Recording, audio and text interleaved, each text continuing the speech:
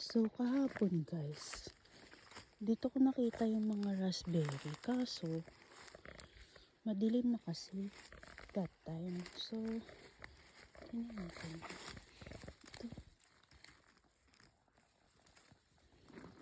Bihira lang yung mga raspberry dito sa part na to. Mas madami yung mga blueberries. So ito pa. Tapos yung iba, iba nag-dry na.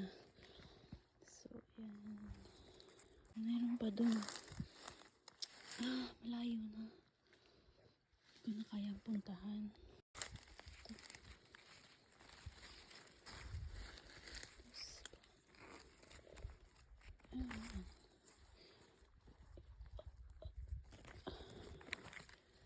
Ayan.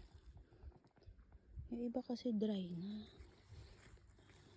Pero, pwede pa naman. Ayan.